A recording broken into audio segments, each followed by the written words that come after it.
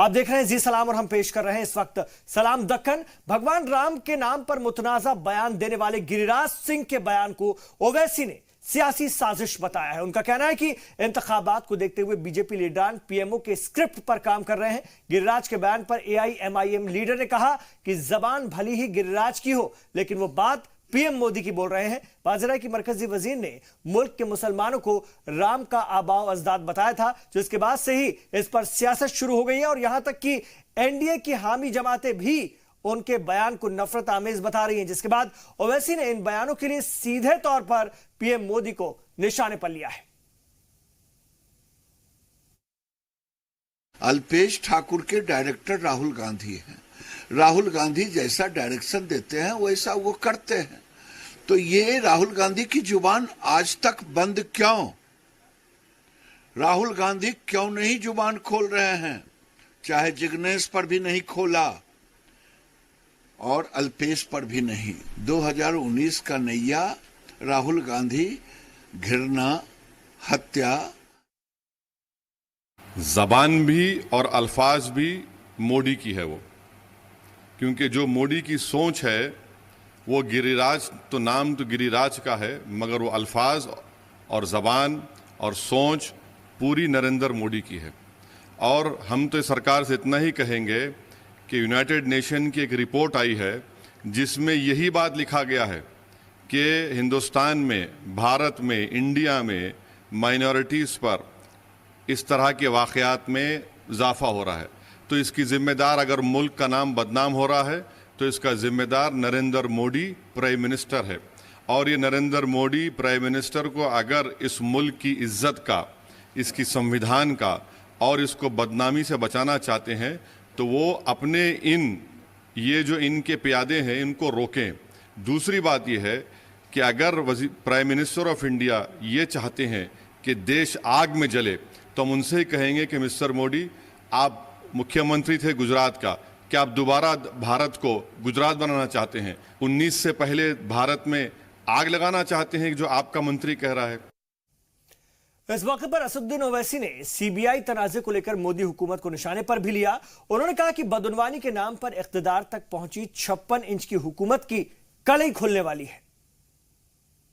ये जो सीबीआई में अंदरूनी जो सिविल वॉर चल रही है, ये 56 इंच की सरकार की कमज़ोरी और बेबसी का इजहार करता है। नंबर 1, नंबर 2 के ख़िलाफ़ एफआईआर रजिस्टर कर रहा है। तो अब ये पूछना पड़ेगा, करप्शन की लड़ाई कौन लड़ रहा है? ना खाऊंगा ना खाने दूंगा। यानी मुखिया बैठे हैं और मुखिया के नीचे नंबर 1, नंबर 2 हैं, वो एक दूसरे को कह रहे हैं करप्ट है। दूसरी बात यह है कि ईडी का आधा हिस्सा एक सीबीआई के साथ है और दूसरा फाइनेंस मिनिस्टर के साथ है ईडी का। तीसरा रॉ का एक आधा हिस्सा वो सीबीआई के साथ है, आधा रॉ के साथ नहीं है। अच्छा, इस दरमियान में प्राइम मिनिस्टर ऑफिस में दोनों मिश्राओं में 2-2 झगड़े हैं। एक मिश्रा अलग है, एक मिश्रा दूसरी तरफ है।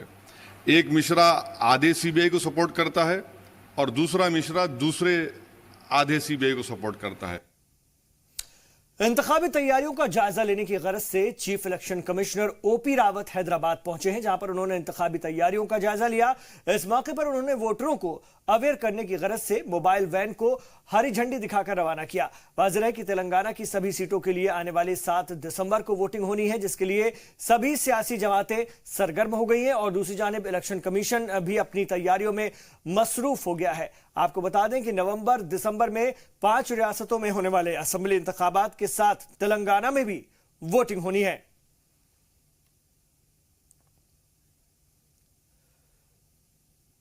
तो तेलंगाना में इस बार कांग्रेस अपनी पूरी ताकत लगाने जा रही है।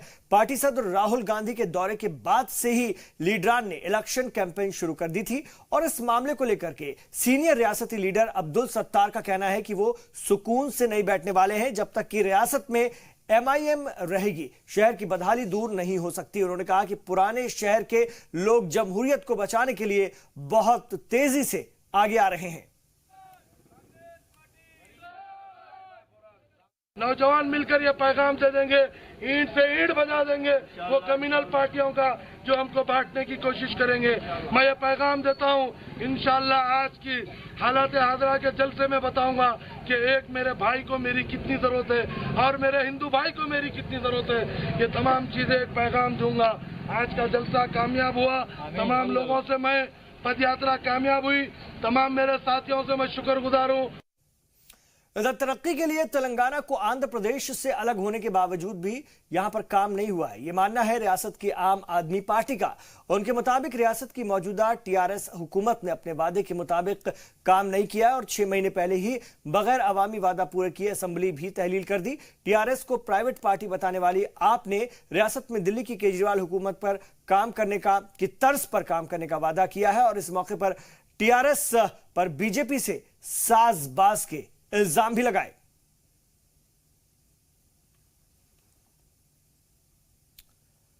पांच रियासतों में होने वाले असेंबली इंतखाबात के साथ कर्नाटक की 5 सीटों पर ज़िमनी इंतखाबात भी होने हैं, जिसके लिए कांग्रेस और जेडीएस ने मुश्तरका मुहिम शुरू कर दी और इसी कड़ी में दोनों जमातों की एक प्रेस कॉन्फ्रेंस हुई, जिसमें कि साबिक पीएम एचडी देवेगौड़ा और साबिक सीएम सिद्धरामैया के अलावा सीएम कुमारस्वामी, रियासती कांग्रेस सदर दिनेश गुंडू राव के अलावा दोनों जमात के अहम लीडरान शामिल हुए।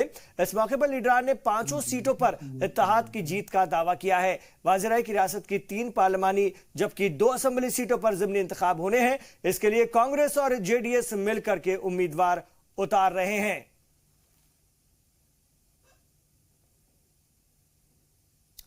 कर्नाटक कांग्रेस के सीनियर लीडर और एआईसीसी सेक्रेटरी सलीम अहमद ने इंतखाब लड़ने की ख्वाहिश जताई है। उनका कहना है कि अगर पार्टी उन्हें मुस्लिम अक्सरियत बेंगलुरु सेंट्रल से उम्मीदवार बनाती है तो अपनी किस्मत आजमा सकते हैं। वाज़ेह है कि सलीम अहमद गुज़िश्ता 35 सालों से कांग्रेस के सरगर्म रुकन के तौर पर काम करते रहे हैं। एनएसयूआई से अपने सियासी सफर का आगाज करने वाले सलीम अहमद अब तक कई बड़े ओहदों पर फायज रहे हैं। फिलहाल उन्हें रियासती सेक्रेटरी के अलावा तेलंगाना का इंचार्ज भी बनाया गया है। जो मेरा एक्सपीरियंस रहा बेंगलुरु सिटी पॉलिटिक्स में, क्योंकि शुरुआत मैंने 1981 में की थी और लगातार जो है पूरा नेटवर्क हमारा सिटी में रहा, यहाँ काम करते रहे as NSUI, as youth Congress, और जितने भी जो लोग थे जो आज वो चाहते हैं कि मैं यहाँ बेंगलुरु सेंटर से लड़ूँ। अगर पार्टी मुझे मौका देती तो बिल्कुल लड़ने के लिए तैयार हूँ।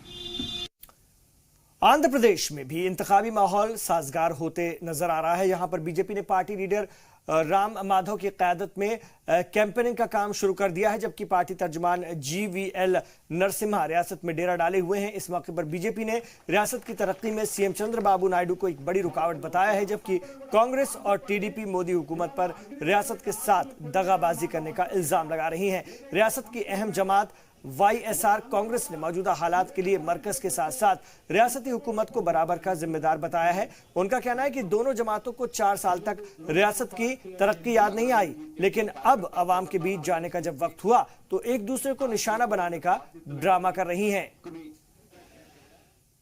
Agri-gold issue is it is non-settled and a long pending issue in the state government. It is taken not less than 5 to 6 years. Last government the problem came and this government said, the Chandrababu Naidu's government said we are going to resolve the problem. But last 4.5 years with personal benefits they have not settled this issue. Even though Agri-gold is having sufficient land bank, but this man is not settling the issue. For that we are stand next to the Agri-gold people. In statewide we are doing relay Nirahar Disha on behalf of Agri-gold people, because they are having not less than 20,000 crores above funds is there.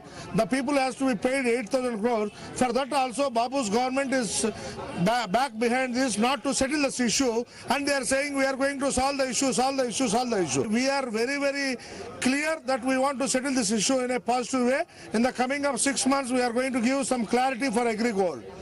Our motto is not less than 22 lakhs of people's wish we want to resolve, not one man's issue, and this is just because of Telugu Desam party is doing politics. We are coming to the line. Activities.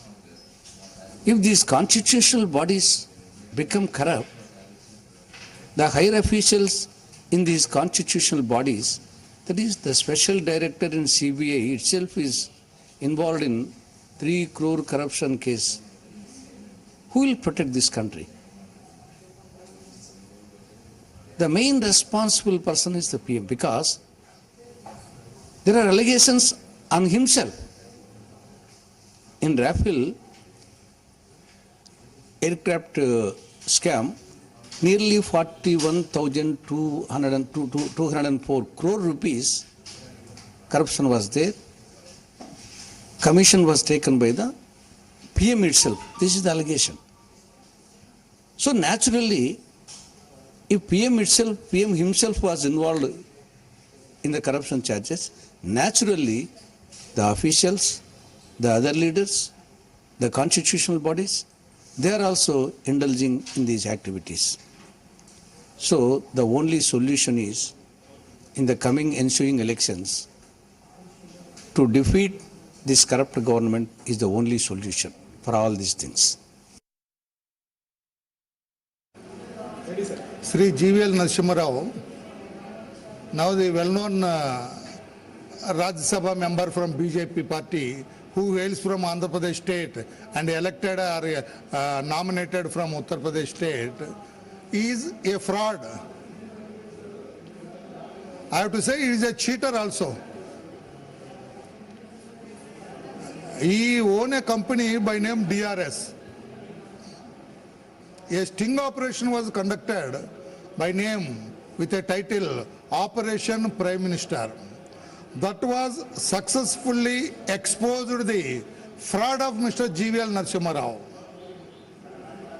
They used to give fake reports during the elections in favor of. It is 3 years since the foundation stone laid by Honorable Prime Minister and Honorable Chief Minister for construction of the capital of Andhra Pradesh. They have promised very high. They have shown very colorful picture. They said they would construct better capital than Singapore, and another leader, Mr. Modi, said we both, Chandrababu Naidu and Modi together, will construct better capital than New Delhi. But the fact is that today nothing has happened. Just few temporary constructions are completed and some more constructions are in progress. But what he has been talking of, what he has been debating about Swiss challenge, under Swiss challenge method, he has handed over the project to Singapore companies, who they have never turned back after getting the order. Telangana हज committee ने साल 2019 के लिए हज form जमा करने की आखिरी तारीख तय कर दी है। मीडिया से बात करते हुए महकमे ने बताया कि फॉर्म जमा करने की आखिरी तारीख 17 नवंबर है और हज को जाने वाले सभी लोग इससे पहले अपने फॉर्म जमा कर दें। हज कमेटी के चेयरमैन की मौजूदगी में हुए इस ऐलान में कहा गया है कि फॉर्म के साथ सभी जरूरी कागजात भी लाएं ताकि किसी भी तरह की दुश्वारी न होने पाए। गुज़िश्ता सालों के मुकाबले ज्यादा सहूलियात फराहम कराने का दावा करते हुए कहा गया है कि तेलंगाना से सफरे हज पर जाने वालों को खास सहूलियात दी जाती रहेंगी। अल्हम्दुलिल्लाह 2019 में हज को जाने के जो ख्वाहिशमंद हजरात हैं उनके लिए सेंट्रल हज कमेटी ऑफ इंडिया ने फॉर्म दाखिल करने की तारीख का ऐलान किया है और 17 नवंबर फॉर्म दाखिल करने की आखिरी तारीख है। अभी ऑनलाइन फॉर्म दाखिल किया जा सकता है, ऑनलाइन पर सहूलत है। इंशाअल्लाह ताला तेलंगाना स्टेट हज कमेटी में भी हमारे चेयरमैन साहब जनाब मसीहुल्लाह खान साहब की ख्वाहिश पर यहाँ पे भी ऑनलाइन फ्री सर्विस का इंतज़ाम इंशाअल्लाह ताला हज कमेटी में किया जाएगा। तो मैं ख्वाहिशमंद आज़मीन से ख्वाहिश करता हूँ कि वो ऑनलाइन करवाने के लिए पहले बैंक में 300 रुपये का चालान हज कमेटी ऑफ इंडिया के हेड ऑफ अकाउंट पर पे कीजिए, या नहीं तो ऑनलाइन बजरिए डेबिट कार्ड या क्रेडिट कार्ड के आप 300 रुपये पे कर सकते हैं। और उसके साथ साथ एक पासपोर्ट की ज़ेरॉक्स कापी सेल्फ अटेस्टेड और साथ में नॉमिनी के डिटेल्स और एक कैंसलेशन चेक या पासबुक का फ्रंट पेज की ज़ेरॉक्स कापी अपने साथ लाइए और लाकर यहाँ पर हजौज में अपना फॉर्म ऑनलाइन करवा सकते हैं। मुजाहिद आज़ादी हजरत टीपू सुल्तान की सही तारीख को अवाम के सामने लाने का मुतालबा शुरू हो गया है। रियासत में खुदादाद तहरीक के तहत इसकी आवाज भी तेज होने लगी है। ये रिपोर्ट देखिए।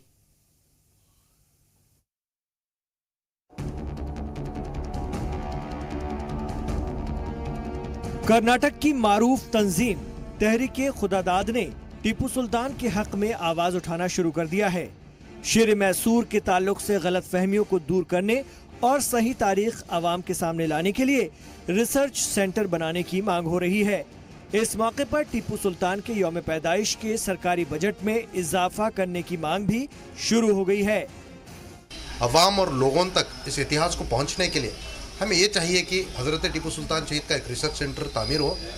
ये डिमांड हमारी 3 साल से जारी है और एक डेस्क और एक चेयर हज़रत टीपू सुल्तान शहीद का एक यूनिवर्सिटी में जारी हो और हज़रत टीपू सुल्तान शहीद पर एक कंसिडर करके एक स्पेशल बजट जो 2 करोड़ दिया जा रहा है उस बजट को इंक्रीज करके कम से कम 10 करोड़ रुपए बजट दिया जाए, जो आइंदा चलकर फ्यूचर में जो बच्चे लोग अगर PhD करेंगे, एक चेयर बनेगी ऐतिहासिक किताबों को प्रिंट करने के लिए, रिसर्च सेंटर को डेवलप करने के लिए, जिसको digital library and digital research centre या श्रीरंगपट्टनम या देवनहल्ली में बना जाए करके एक हमारी डिमांड थी, जो नासिर हुसैन साहब को हमने डिमांड और दरखास्त और रिक्वेस्ट की थी। राज्यसभा रुकन नासिर हुसैन ने जी सलाम को बताया कि हुकूमत टीपू सुल्तान की कुर्बानी और किरदार को अवाम के सामने लाना चाहती है। उन्होंने इस साल भी 10 नवंबर को टीपू की यौम पैदाइश मनाने का ऐलान किया। टीपू सुल्तान के नाम पे आज तक एक PhD नहीं हुई है, लेकिन किताबें कई लिखे गए हैं। और जो PhD अगर 2, 4, 5, 10 लोग अगर करें उनके अलग अलग उनके पहलू पे, तो मुझे लगता है और बहुत सारा सच जो है आगे आएगा। और इनका डिमांड ये भी एक है कि किसी भी एक कर्नाटक की यूनिवर्सिटी या नहीं तो क्योंकि वो हिंदुस्तान की आज़ादी के लिए लड़े थे, किसी भी सेंट्रल यूनिवर्सिटी में अगर एक टीपू चेयर कायम किया जाए तो उससे भी बड़ी मदद मिलेगी और इनके ऊपर रिसर्च होगा। रियासत में टीपू की यौम पैदाइश एक अजीब मौजू बन गया है। कल को जो बीजेपी लीडरान उनकी यौम पैदाइश मनाया करते थे, वो लोग आज कांग्रेस और JDS हुकूमत के फैसले पर सवाल उठा रहे हैं। ऐसे में ये बात जरूरी हो जाती है कि टीपू सुल्तान की सही तारीख पेश कर आवाम में जारी गलत फहमियाँ दूर की जा सकें। जी सलाम के लिए बेंगलोर से शाहिद काजी की रिपोर्ट। शराब की वजह से तबाह होती हजारों जिंदगियां आपने देखी होंगी और ये पूरे माशरे के लिए ऐसा जहर है जिसे गांव का गांव तबाह हो जाता है। ऐसा ही एक मामला कर्नाटक के गांव अर्जुनागी ठांडा का भी है, जहां पूरा गांव शराब की वजह से बदहाली के कगार पर पहुंच गया था, लेकिन एक अहद ने गांव की तस्वीर ही बदल दी। ये रिपोर्ट देखिए। जो गौर गरीब है, ये करके खाने वाले हैं, जो कुछ भी अपना ये जो ऐसा खुरपन वगैरह निकालते ना, वो लोग भी सुख शांति से रहना। अभी दारू बंद है तो सब शांत है। शराब से निजात के बाद खुशी से लबरेज ये खातून है संगीता, जो अपने गांव में शराब के आम होने से काफी परेशान थीं। गांव के पुराने हालात को याद करते हुए संगीता घबराने लगती हैं, लेकिन भला हो उस इंसान का जिसे गांव जडिया शांतालिंग स्वामी के नाम से जानता है, जिसकी कोशिशों से पूरे गांव ने शराब से निजात पाने का अहद लिया। सब अच्छा हो रहा है और एक साल में 20-25 लाख का नुकसान होता था, अभी सब उतना बचत हुआ। सब पत्रे के घर थे, झोपड़ी थे, अभी स्लैब के घर हुआ, RCC हुआ। ऐसा ही होना दारू बंदी करने का। दारू नहीं है वो बहुत अच्छा है, सब सुकून से है, सब अच्छा खाना खा रहे, अच्छा नींद ले रहे, सब अच्छी तरह है। ऐसा ही चलना। पहले गांव में कितना दारू के दुकान थे? 10-12 दुकान थे, बंद हुआ, बहुत अच्छा हुआ। इधर से भी ऐसा ही होगा, अच्छा होगा। अभी पीना ही बंद है तो झगड़ा बंद है। जब भी पीना था तो बहुत झगड़ा था, बहुत कंप्लेंट थे, मारामारी थे, केस थे। अभी कुछ नहीं है, अभी पुलिसों को जाना भी बंद हुआ। शराब ऐसी चीज मानी जाती है जिसे पी करके इंसान अपने होश खो देता है, फिर वो अच्छाई बुराई का फर्क नहीं पहचान पाता। आपने शराब पीकर लोगों को आपस में ही लड़ते कई बार देखा होगा। यही हाल कर्नाटक के इस गांव का था, जहां हर दुकान पर तमाम सामानों के साथ शराब भी बेची जाती थी। पूरा गांव बर्बादी के कगार पर पहुंच गया था, लेकिन 8 महीने पहले लिए गए एक इज्तिमाई फैसले ने गांव की तस्वीर ही बदल डाली और आज झोपड़ियों की जगह पक्के मकान तामीर होने लगे हैं। ये अर्जुन की तांडा महाराष्ट्र और कर्नाटक के बॉर्डर में है। यहाँ से आधा किलोमीटर में महाराष्ट्र आता है। तो ये तांडे में थोड़ा दारू का बहुत दुकान था, तो किराना दुकान में भी जो दारू रखने के लिए इंतजाम करके थोड़ा पीने का ज़्यादा हो गए थे। पूरा लोग आर्थिक परिस्थिति में बहुत गंभीर थे। अभी जो दारू अपना जो मुद्दा है गांव में 1 साल से, अभी अच्छा पूरा हमारा दारू बंद होके पूरा आर्थिक परिस्थिति अच्छा है। और अभी जो है बिल्डिंग जो दिख रहे हैं अभी सभी अच्छा है। जब घर बनने का है तो झोपड़ी बनने के लिए पैसे नहीं थे, आज अच्छा बन के स्लैब लेवल डाल रहे, स्लैब डाल रहे, डबल अंताज निकाल रहे, तो अच्छा है, आर्थिक परिस्थिति हो गया सब। अभी तमाम बुराइयों की बुनियाद शराब से निजात मिलने के बाद महाराष्ट्र कर्नाटक गांव पर वाक़ई ये गांव आज सुकून महसूस कर रहा है। आज जहां एक तरफ गांव में तरक्की के नए आयाम बने हैं, वहीं लोग जराइम से भी महफूज हो गए हैं। तो क्यों ना हम भी बड़े पैमाने पर एक बेदारी मुहिम चलाएं और पूरे मुल्क को शराब से निजात दिलाने की पहल करें। जी सलाम के लिए ब्यूरो रिपोर्ट के साथ मासूम सिद्दीकी के साथ माविया खान। शबरीमाला मंदिर में खवातीन की एंट्री के खिलाफ नजरसानी की अर्जी की समाअत एक बार फिर टल गई है। सुप्रीम कोर्ट इस मामले में अब 13 नवंबर को समाअत करेगा। सभी उम्र की औरतों के मंदिर में दाखिले के अदालती फैसले के बाद नजरसानी की अर्जी डाली गई थी, लेकिन अदालत उज़्मा ने इसे 18 अक्टूबर से पहले सुनने से इनकार कर दिया। हालांकि इस मामले पर खुलेआम अदालत की खिलाफ वर्जी भी की गई। मंदिर के कपाट खुलने के बाद हामियों ने किसी भी खातून को मंदिर के अंदर दाखिल नहीं होने दिया और 5 दिनों में 7 खवातीन ने मंदिर में जाने की कोशिश की, लेकिन मकामी इंतजामिया भी उनकी कोई मदद नहीं कर पाई। इस मौके पर रियासती सीएम पिनाराई विजयन ने कहा है कि आरएसएस सबरीमाला मंदिर को जंग का मैदान बनाना चाहती है।